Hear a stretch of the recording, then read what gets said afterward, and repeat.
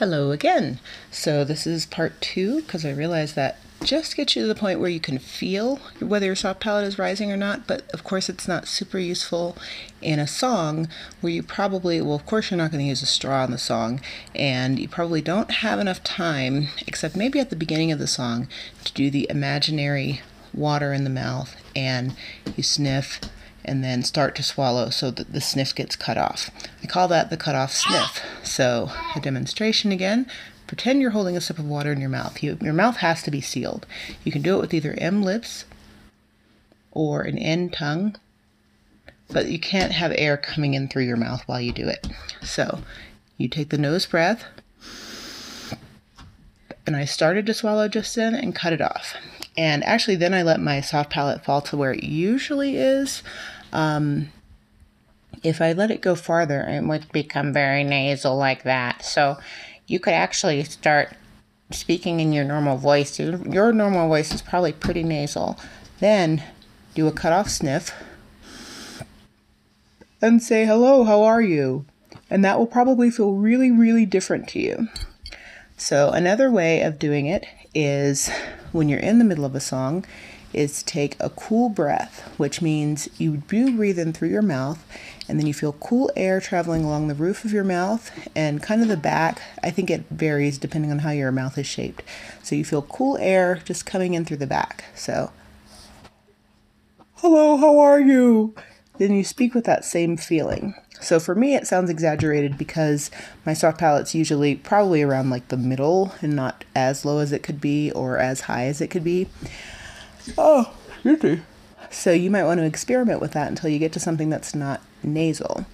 How you tell that, just in ordinary speech, is you can plug your nose, although your nose is probably plugged through having the polyps there, but you can just do a little bit more. Hello, how are you? And if your tone doesn't change too much, then you probably are, then your soft palate's probably at a good bass level. Or bass level default mode? I don't know. Let's see. So, and you can also do this when you're singing. That's a nasal sound. You can hear it's in the nose. But if I go, ah, ah, ah, ah. It's a little tricky to do it without changing your mouth at all, but I want to make it clear that it doesn't have anything to do with your mouth really. It has to do with your soft palate rising in the back.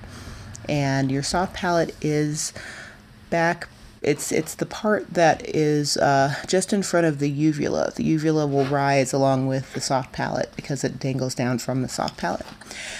Oh, let's see. So there's that. Oh, there's also a couple of other, sorry, my baby just bit my toe. There's also another way to raise your soft palate. I call it the vacuum K. Most Ks are K, and the air goes out. If you do a K sound, but you're inhaling at the same time, and then your soft palate is kind of high. Oh, and you might yawn. And then there's also the, you can snort, an open mouth snort. And that part that you feel rattling that makes the sound, that's your soft palate. There's also one other thing. You can use a spoon and you can put it on your tongue. That can really help you feel the cool breath if you inhale with that. Oh, hello, how are you?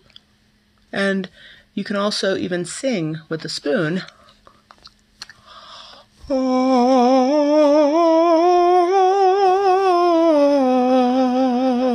If your soft palate lowers while you're doing that, then the tone just totally stops because the spoon is keeping. Actually, I'm not sure what the spoon does.